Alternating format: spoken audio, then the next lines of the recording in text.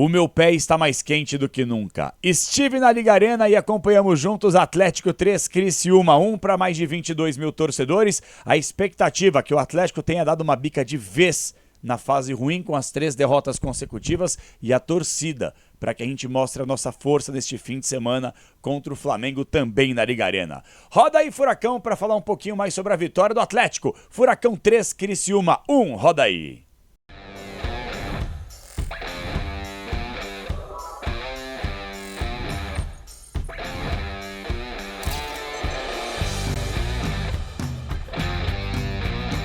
Fala galera, beleza? Fala Cap! Estamos chegando para mais uma resenha no canal, hoje para falarmos, fazia tempo, da vitória do Atlético, Furacão 3, Criciúma 1. Era fundamental a vitória e fundamental que o torcedor tenha um entendimento e crie uma expectativa dentro de si para que a gente possa se abraçar na identidade do Clube Atlético Paranaense. Eu acho que esse é o grande debate que o torcedor coloca na cabeça. Peraí.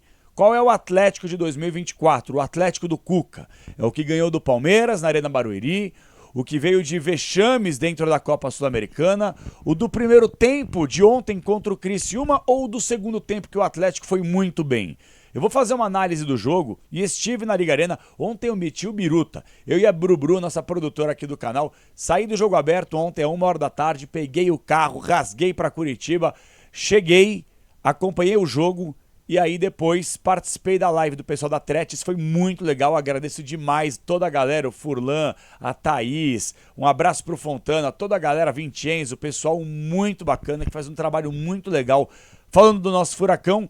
E aí acabei chegando de madrugada, já no comecinho da manhã, dei aquela descansada, fui pro jogo aberto e agora o vídeo tá saindo do forno para vocês. Eu vou falar bastante sobre o jogo e só queria deixar bem claro, pessoal. Que primeiro tempo diferente da segunda etapa. E principalmente nos ambientes que eu estive. Porque, olha, gente, sinceramente, eu estive ontem com muita alegria no camarote da Aeroflex. Que camarote sensacional. E o mais da hora, marca com credibilidade, 17 anos no mercado, líder nacional quando o assunto é aerosol, é com a Aeroflex. Então eu quero agradecer demais toda a galera pela forma que me receberam, muito bacana o espaço, a visão, você praticamente está dentro do campo de jogo pegando uma visão privilegiada.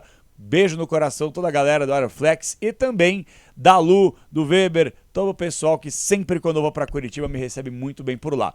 E só para falar também, gente, que eu coloquei uma graninha na KTO e fiz o quê? Ganhei. Eu estava na expectativa que o Atlético fosse de fato vencer a equipe do Criciúma e vencemos bem. 3-1 poderia, claro, ter sido um jogo um pouco mais tranquilo, coisa que eu vou analisar. E só lembrando, KTO.com, clica KTO.com, botão registre-se e você coloca seus dados. Quando aparecer cupom promocional, plau, é KP20 na cabeça para você ganhar 20% de bônus no primeiro depósito.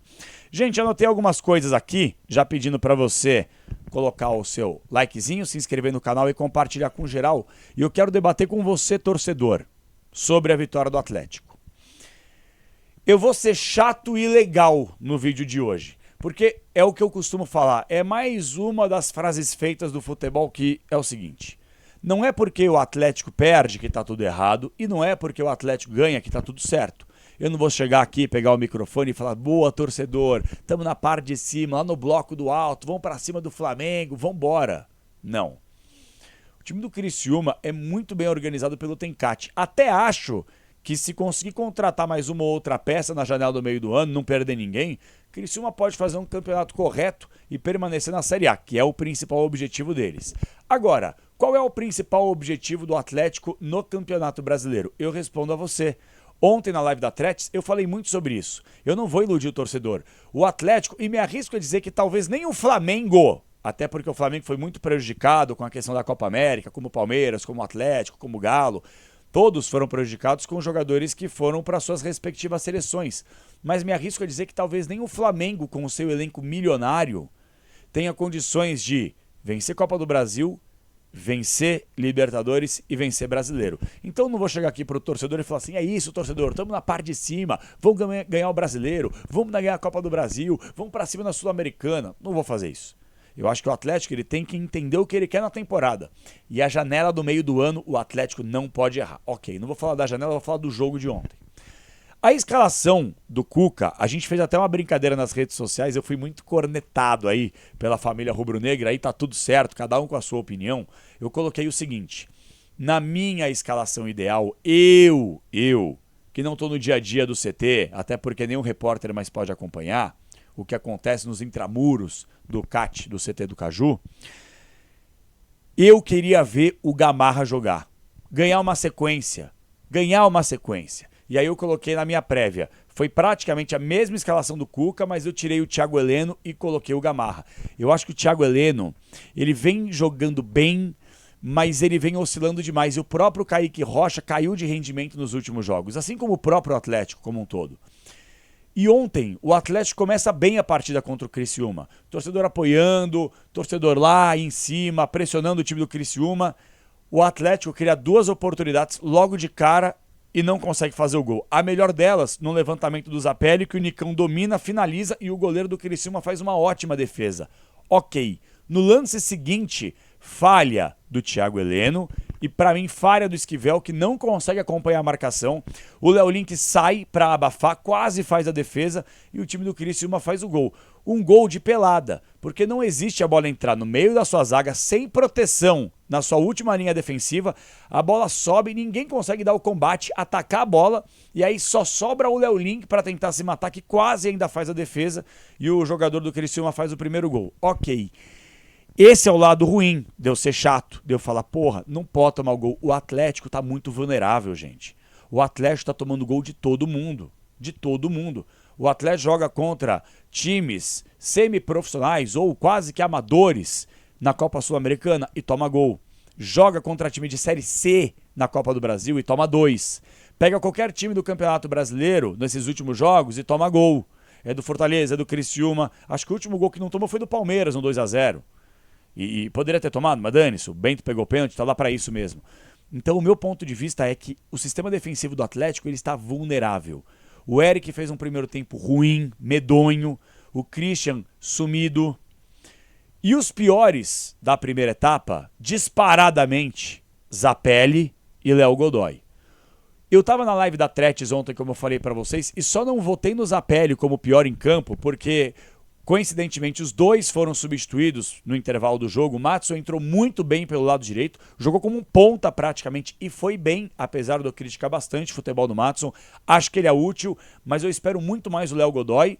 E o Zapelli, cara, a gente só cobra, e eu acho que isso é na vida. Você que é o dono de empresa, ou você que é um funcionário, um coordenador, um chefe, você sabe qual funcionário você pode cobrar. E é o que eu faço aqui. Eu cobro do Zapelli porque eu sei que ele pode entregar. Ele tem uma boa finalização, um bom passe, um passe dele pode quebrar uma linha, um cruzamento, como ele colocou a bola na cabeça do Masteriani, show de bola. Só que o desinteresse dele do jogo, muitas vezes, cara, é irritante. O Zapelli, ele me irrita de uma forma que talvez só o Zapelli consiga. Ou até o Coelho, que já vou elogiar, que entrou bem pra caramba ontem. Porra, o Zapelli, ele fica omisso do jogo. Ele teve uma grande oportunidade de dar uma finalização dentro da área. Era no cara certo, no pé certo, no momento certo e ele erra. Acontece, não vai acertar sempre. Mas é um jogador de qualidade, ele tem que acertar pelo menos o gol. Ele não pode errar. Ele não pode errar. Se o Eric erra uma finalização, o próprio Christian, que é bom jogador, passa. O Zapelli não pode. É o 10 do time, é o cara que resolve, ou deveria ser. E foi contratado para isso, apesar da pouca idade, e ciente que ele vai evoluir. Ele perde uma bola na reta final do primeiro tempo, que eu fiquei louco lá no estádio. Eu tava lá no camarote da Aeroflex vendo o jogo, e aí quando ele perde a posse de bola, ele pega contra-ataque do Criciúma, ele aqui ó, encaixa a escápula, levanta a bundinha e sai correndo naquele miguezinho. Não puxa o cara, não faz uma falta, não se esforça, isso incomoda o torcedor. E o torcedor não é burro. O torcedor antes da bola rolar gritou raça, raça. Porque o torcedor sabe que tem jogador que não corre aquilo que pode entregar. Por exemplo, o Zapelli. E o Zapelli, eu não acho nem que ele tem uma função tática no campo de jogo fundamental para o Cuca. Ele é um jogador que não precisa acompanhar a lateral na bandeira de escanteio. Não é a característica dele. Mas ele pode minimamente, quando ele faz uma cagada como ele fez, por exemplo, ontem, voltar, tentar recuperar. Não voltar naquele miguezinho para fazer os outros correrem por ele. É esse tipo de coisa que eu falo. Mas Eu só não coloquei o Zapério como pior em campo, porque, querendo ou não, ele colocou uma bola boa para o Nicão, que quase fez o gol, e o cruzamento na cabeça do Mastriani, que acabou empatando o jogo. O Léo Godoy errou absolutamente tudo. O Léo Godoy está tímido. O Léo Godoy, gente, pelo que a gente acompanhou no futebol argentino na temporada passada, ele é um bom jogador. E ele vem ganhando a sua sequência. Apesar do Cuca gostar também do Maatson, que quando o Maatson entrou, o Cuca mandou bem nessa alteração. Que o Léo Godoy não estava legal. E ele coloca o Maatson já no intervalo do jogo. E consegue diagnosticar que o Léo Godoy não estava bacana na partida. O Léo Godoy errou tudo. Ele erra um passe de 3 metros, um passe frontal, que ele dá nos pés do cara do Criciúma, mostrando claramente que ele está sem confiança. Não vou acabar com esse jogador. Eu acho que esse atleta ainda pode entregar muito pro Atlético. Muito. Só que ele precisa de uma sequência e de entendimento rápido de jogo. Senão ele vai começar a ficar para trás e vai começar a perder essa sequência que ele tanto quer. Inclusive, lembro você, torcedor, que o Léo Godoy, ele teve uma lesão no começo da temporada que ele foi pegar só do meio para o final do campeonato estadual. Então talvez ainda não esteja no seu momento físico ideal. Mas eu acho um bom jogador e eu não vou ser oportunista. Eu acho que o Atlético contratou bem o Léo Godoy e não é porque ainda não deu certo que já é uma peça e uma carta fora do baralho, uma peça descartável. Não, é um jogador importante que eu espero que tenha sequência. O próprio Esquivel, quando chegou, muito bem, hoje vem oscilando, mas é um bom jogador e vale a briga por posição. De um lado, Léo Godoy e Maatson, do outro, Fernando e Esquivel vão se matar aí para ver quem que vai jogar titular, quem fica no banco. Ponto. Mastriani. Dá, gente. Gente, o Mastriani, Cuca, Cuquinha, lindo meu amor. O Mastriani tem que jogar, não inventa moda. Você tem posições na sua equipe, Cuca, que você não tem que pensar. Você não tem que nem que pensar. Na zaga você pode pensar. No meio-campo você pode quebrar um pouco a cabeça. Nos lados do campo a mesma coisa. No gol você não pensa.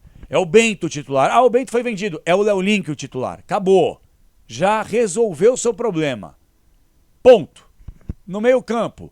Fernandinho, quando puder jogar, vai jogar. Pronto. Resolveu o seu problema. Aí depois você vê os restos. E de centroavante, quando o Mastriani puder jogar, é ele que tem que jogar. O Mastriani é o cara da área. O Mastriani é o finalizador. O Mastriani é o matador que chegou para resolver os problemas ofensivos do Clube Atlético Paranaense em 2024, no ano mais simbólico da sua história, no centenário. Não inventa moda. Eu sei que você gosta do Pablo, quer uma sequência. O Pablo agrega na sua cabeça fora da área. O centroavante joga onde? Dentro ou fora da área? Não é difícil. Centroavante.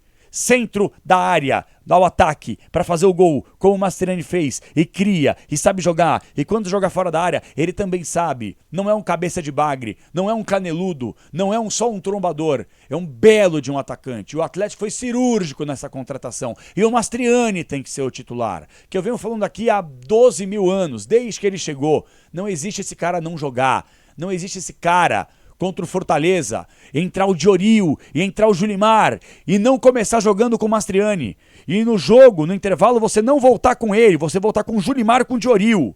Você tem que começar com o Mastriani. E se você não quiser começar com ele, você tem a obrigação moral, o dever com o torcedor de, olha, não tá bacana, você coloca o Mastriani para jogar. Foi entendido o recado? Você conseguiu captar o centroavante, o 9, o matador, o goleador, o cara tem que ganhar sequência, quem tem que jogar é o Mastriani. Nada contra o Pablo. O Pablo também pode jogar, às vezes, os dois juntos. Às vezes o Pablo um pouco mais recuado, não curto muito. Mas é bom para dar uma chacoalhada no Zapelli, às vezes que não tá bacana. Mas você não tem dúvidas. No gol, é Bento. Foi vendido? Léo Link. No meio campo, Fernandinho. Ponto. O resto você entrega os coletes. Christian, Eric, Alex Santana, você se vira. E no ataque, é Mastriani e depois você vê o resto dos caras. Você tem 3 posições que você não mexe no time. Uma da zaga, um do gol e um do ataque. Acabou seus problemas. O Mastriani é um baita de um centroavante.